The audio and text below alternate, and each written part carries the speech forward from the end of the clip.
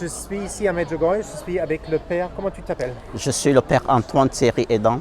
Et tu as dit, tu es de... Je suis du Cameroun, je suis prêtre de l'ordre des écoles Pi, Oui, les pères piaristes de Escolopios. oui. Et je travaille en Autriche et je suis venu accompagner un groupe de pèlerins qui ont voulu que je les accompagne et j'ai bien voulu profiter de la circonstance, pas profiter en termes de profit, mais saisir cette occasion dans le sens de la grâce de Dieu et venir vivre cette expérience du pèlerinage, de ce lieu qui est pour moi resté un lieu mythique par son expérience de foi. Et c'est ce que j'ai vécu ici ces 3 jours. J'ai senti une présence qui nous est supérieure dans le regard des gens, dans les interactions, dans les mouvements des personnes. J'ai senti qu'il y avait quelque chose de spécial ici et j'aimerais bien revivre cette expérience. Malheureusement, je dois rentrer, m'occuper d'autre chose. C'est merveilleux, c'est spécial. J'encourage toutes ces personnes qui ont la possibilité d'y venir, de venir toucher du doigt cet esprit, cette grâce, cette présence qui n'est pas visible à l'œil nu, mais quand on entre en intimité avec Dieu, on ressent qu'il est présent ici à Medjugorje. Voilà. Tu sais, Père, beaucoup de gens cherchent cette intimité avec Dieu. Comment ils peuvent l'avoir? Parce qu'il y a des gens qui cherchent. Oui, pour l'avoir, c'est possible, parce qu'avec Dieu, tout est possible. Pour l'avoir, il est important d'écouter ce qui parle de Dieu. Et c'est le travail de tout chrétien, mais de manière spéciale des prêtres, des religieux, de continuer avec courage, avec joie, à annoncer en tout temps et en tout lieu Dieu, le vrai Dieu, le Dieu de Jésus-Christ. Lorsqu'on l'écoute, et pour cela, il faut s'ouvrir à écouter Dieu. Il y a beaucoup de voix, beaucoup de bruit dans notre monde aujourd'hui, mais il faut se disposer, ouvrir son cœur et écouter cette voix silencieuse qui nous parle toujours à partir de l'intériorité. Cela signifie qu'il faut créer des moments d'écoute de Dieu, et ces moments passent aussi par des silences. Notre monde vit dans le bruit. Il faut entrer dans la chambre intérieure pour écouter la voix du Père. C'est ce que je peux dire à ces personnes-là. Dieu est là, Dieu nous parle chaque jour, chaque instant dans les rencontres qui peuvent paraître fortuites, mais ce sont les rencontres divines. Notre rencontre, je n'avais pas prévu cette rencontre, mais c'est comme ça que Dieu vient à nous et il nous touche et il nous parle. À toutes ces personnes, soyez juste attentifs au signe du temps. Dieu est là et il nous parle. Ouvrons nos cœurs. Ouvrons notre cœur à la présence de Dieu. Mais tu as vu beaucoup, je suppose ici en Europe, tu as vu beaucoup de gens qui pensent que Dieu, le Père, est un vieux homme avec une barbe blanche qui veut nous juger et nous mettre dans l'enfer. Et c'est une fausse image de Dieu. Oui, mais malheureusement, notre Dieu n'est pas ce Dieu-là qui tape sur ses enfants dès qu'ils s'égarent un peu. Notre Dieu nous ramène toujours. Notre Dieu, et je voudrais faire un témoignage. Peut-être ceux qui sont loin des églises pensent que l'Europe a perdu la foi, mais l'Europe n'a pas encore perdu la foi. Les 2, les 3, les 4 personnes qui sont dans les églises, ce sont des personnes vraiment enracinées dans la foi, et c'est ce qui m'anime. Ce qui m'anime et ce qui me donne le courage de continuer à témoigner de Jésus-Christ à 2, 3 personnes. Le Dieu en Europe n'est plus le Dieu de la foule immense. C'est le Dieu d'une expérience personnelle. Et ces personnes qui ont une expérience personnelle avec Dieu, elles sont dans les églises. Et je crois que nous sommes appelés donc à étendre, à ouvrir cette expérience personnelle aux autres qui nous regardent à distance. Ceux qui nous regardent à distance ont simplement besoin d'être touchés d'une manière ou d'une autre. Et je crois que l'Esprit de Dieu travaille. Nous ne sommes pas seuls, ce n'est pas notre mission. L'Esprit Saint nous précède en tout lieu de mission. Et je crois que l'Église survivra toujours et pour toujours en Europe. Comme Jésus a dit, Oui. Jésus dit, les portes de l'enfer Ne remporteront pas sur l'Église de Dieu. C'est une parole d'espérance et de foi que je voudrais porter ici et que les gens n'aient pas peur de revenir à l'Église. oui. C'est le chemin, c'est la vie véritable, Oui. la vie en Plénitude, abondance. non? C'est la plénitude. C'est la Et plénitude. les gens ne connaissent plus la valeur de la confession. Tu as vu ici, Père, la confession est très centrale. Oui. Qu'est-ce que tu dirais aux gens? Peut-être ils veulent aller, mais ils ont tellement de peur après 20, 30 ans de plus Voilà. confesser. Pour la confession, j'ai passé une expérience aussi Oui. forte et vitale pendant la confession. Dans ma petite expérience de prêtre, ça fait 8 ans, j'ai remarqué que la messe peut sembler être un spectacle, mais le moment où je vis vraiment aussi le sacrement, c'est la confession. C'est là que je rencontre les gens dans leur faiblesse, dans leur vulnérabilité. Et quand cette personne ouvre leur vulnérabilité à Dieu, c'est merveilleux. Moi qui écoute, comme prêtre, ça me transforme. Et ça donne sens à la mission du prêtre aujourd'hui. Que les gens n'aient pas peur. Que les gens n'aient pas peur de se rapprocher de Dieu. Et il y a plus de joie au ciel, nous dit Saint Luc, lorsque les pécheurs reviennent vers Dieu. Et qu'ils reviennent. Notre Dieu nous attend. Il est plein de miséricorde et de grâce. Et sa grâce surabonde lorsqu'on s'approche de lui. Voilà le rôle de la confession. La confession est la source de grâce et la source de miséricorde. Oui. Et tu sais, après, tu as peut-être vu aussi, on a bien confessé notre foi, après on peut aller dans un état de grâce à la messe. Oui. Mais les gens, on a l'impression, ils savent plus la valeur, la signification de l'Eucharistie. Tu peux expliquer? C'est la... L'Eucharistie, action de grâce, selon l'étymologie, mais surtout expérience vitale avec Dieu. C'est ce qui me maintient. Je suis devenu prêtre, je n'ai pas la prétention d'avoir la plénitude du mystère de Dieu, mais c'est là, chaque fois que je célèbre la messe, je me sens nourri, je me sens grandi. Et je partage cela avec les chrétiens qui sont là. Ce n'est pas la propriété du prêtre, la messe n'est pas la propriété du prêtre. Le prêtre est l'instrument de Dieu. Et la personne qui se donne à nous pendant la messe, c'est le Christ. Et nulle part, nous n'avons la possibilité de recevoir le corps sacré et le sang sacré du Christ. C'est loin d'être un symbole. Ce n'est pas un symbole, ce n'est pas un signe, c'est la présence réelle. Voici mon corps, voici mon sang. C'est merveilleux. Et les gens, ils cherchent des miracles. Chaque jour dans leur village, quand le prêtre célèbre la messe, il y a le miracle. Oui. Je dis toujours aux gens, le miracle le plus absolu, s'il faut parler, le plus transcendant et le plus fort, c'est Jésus lui-même qui le fait pendant la messe. Il se transforme en corps et en sang. Il n'y a pas plus grand que cela. Et lorsqu'on est vraiment en intimité profonde avec lui, on le ressent et on vit autrement la messe. On ne vit plus la messe de manière superficielle, on vit la messe de manière profonde et le Christ nous touche. Le Christ nous touche à tout moment lorsqu'on s'ouvre à lui. Et la messe, les sacrements de l'Église sont ce lieu d'expérience de la grâce de Dieu. Et après, tu vois, tout le monde, il cherche la méditation, tu vois. Et nous, on a la méditation avec le plus pouvoir. Saint Patrick Pie a dit, le rosaire, le chapelet, c'est l'arme de notre temps. Pourquoi le chapelet? Pourquoi il est tellement... Aujourd'hui, si on n'est pas attentif, le monde extérieur nous propose plusieurs outils.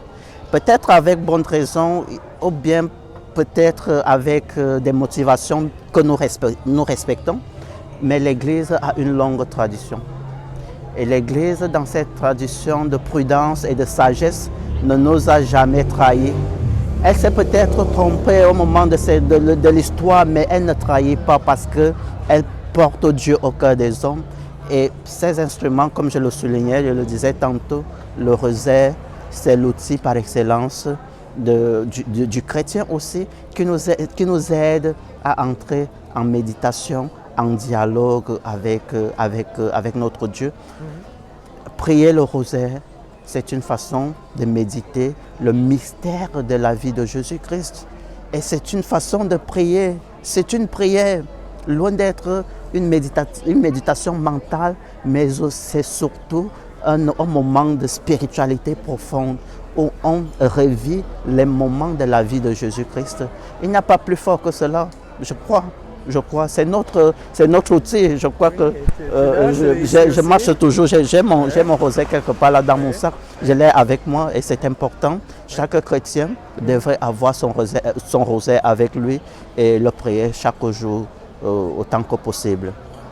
Et tu as fait l'expérience que si tu vis dans l'intention, ta volonté soit faite dans ma vie, que tu as plus de paix, plus de choix. Tu peux expliquer comment vivre ça?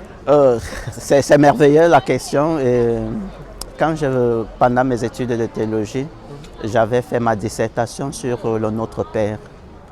Et ça a été un moment, pas seulement un moment de réflexion, où il fallait que je rédige parce que je devais être noté, mais ça a été un moment de prière pour moi. Chaque fois que je devais réfléchir sur cette prière, sur le plan théologique, sur le plan exégétique, c'était un moment de prière et ces paroles fortes m'ont accompagné et m'accompagnent chaque jour. Je dis souvent aux gens, notre Père est assez suffisant lorsque nous ne savons plus prier.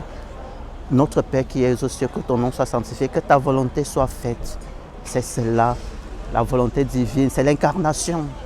C'est l'incarnation. Délivre-nous du mal. Les gens cherchent les prières de libération et d'exorcisme dans d'autres contextes, mais dans la prière du Notre Père, tout est rassemblé. C'est le résumé. Je crois que c'est un père de l'Église, Tertullien, qui disait que c'est le résumé de l'Évangile.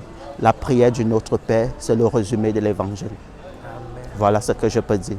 Et tu sais, notre foi, le central, c'est d'avoir cette relation personnelle. Et Jésus, il a dit, il faut être rené dans l'Esprit Saint. Tu as passé par un moment comme ça dans ta vie?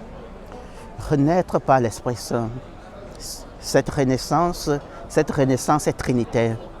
Cette renaissance, parce que le Père, le Fils et l'Esprit Saint agissent ensemble. Et aujourd'hui, peut-être, les gens attendent que l'Esprit soit visible. Non, mais c'est une force invisible qui agit au cœur de nous à travers, dès le moment où nous avons dit oui à notre baptême, l'Esprit de Dieu agit en nous. Et il y a la lettre aux Galates qui nous fait la liste des fruits de l'Esprit Saint. Et c'est un code de la route des chrétiens. Vivre à partir de l'Esprit, vivre la plénitude, c'est ce que Dieu attend de nous. Nous ne sommes pas seulement des êtres corporels, mais nous sommes surtout et davantage des êtres spirituels, parce que c'est cela notre vocation, devenir des enfants de Dieu. Et on ne devient pas les enfants de Dieu par notre intelligence humaine, par notre force physique, mais on devient enfant de Dieu lorsqu'on s'ouvre à la grâce de Dieu et à la force de l'Esprit Saint. Et après, il peut guider. Tu as vu ça aussi dans ta vie? Oui. Je crois que mon cheminement a été un cheminement sous le guide de l'Esprit Saint. Parfois, nous ne le comprenons pas. Je n'ai pas la prétention de tout comprendre à tout moment. Exactement. Oui, mais quand je prends du recul, revoir les étapes que j'ai parcourues, je dis que non, Antoine, tu n'as pas pu faire ce cheminement seul. L'Esprit t'a accompagné. L'Esprit de Dieu est avec toi. Et c'est cela ma prière. Ma prière, je prie toujours l'Esprit Saint. Ma première prière le matin, avant de commencer toute ma prière selon les recommandations de l'Église, dès que je mets un pied au sol, mes premiers mots, c'est la prière à l'Esprit Saint. Viens, Esprit Créateur, emplis le cœur de tes fidèles, et je la récite. Et puis je peux commencer, je m'apprête après cela à la prière. Donc l'Esprit Saint, c'est celui-là qui porte la vie en nous, qui nous anime et qui est vital pour que nous puissions donc pouvoir proclamer, vivre en enfant de Dieu et proclamer cela par des paroles et par des gestes. C'est un gros défi, c'est un grand défi, mais nous ne sommes pas seuls. L'Esprit Saint est là et nous accompagne et c'est possible. Et à la fin, tu sais, beaucoup de gens à Medjugorje, ils cherchent leur vocation. Qu'est-ce que tu donnes comme conseil à quelqu'un? Comment ça va si on doit être prêtre, père de famille, mère de famille, sœur catholique, par exemple? Ce que je peux dire à ces personnes, c'est que notre vocation universelle, c'est la sainteté. Nous sommes tous appelés à devenir saints. Nous sommes tous appelés à devenir enfants de Dieu et nous pouvons le vivre selon les états de vie différents, comme prêtre, comme religieux, comme père de famille. Et je voudrais appuyer la dimension de la famille parce qu'il n'y aurait pas de prêtre sans la famille. Toutes les vocations, la première église commence en famille. Un bon père de famille, une bonne mère de famille prépare le terrain pour une bonne église. Si nous détruisons la famille, nous avons détruit l'église. Donc, la vocation pour toute personne, c'est la vocation à la sainteté. Et nous pouvons atteindre, nous pouvons accomplir cette vocation lorsque nous nous offrons à l'Esprit Saint. Quel que soit ce que nous faisons dans la vie, que nous soyons dans le monde de la politique, que nous soyons dans le monde de l'économie, de la musique, de l'art, de la culture, ou bien le monde religieux, Dieu attend de nous un oui, un fiat voluntas tua, la volonté, que la volonté soit faite, la volonté de Dieu. Et la Vierge Marie est là, elle est la première à nous avoir dit cela, à avoir répondu positivement à l'appel de Dieu. Si la Vierge Marie l'a fait, nous pouvons le faire avec son intercession. Elle est notre mère, elle nous inscrit à l'école de Jésus. Elle dit Marie est notre mère qui nous inscrit à l'école de Jésus. Suivons les pas de Marie et c'est le chemin de sainteté, le chemin de Jésus-Christ lui-même. Merci beaucoup. Et à la fin, oui. Tu es ici à Medjugorje, qu'est-ce que tu dirais aux gens pourquoi venir une fois ici? Ce que je dirais, c'est que la première fois, c'est pour goûter.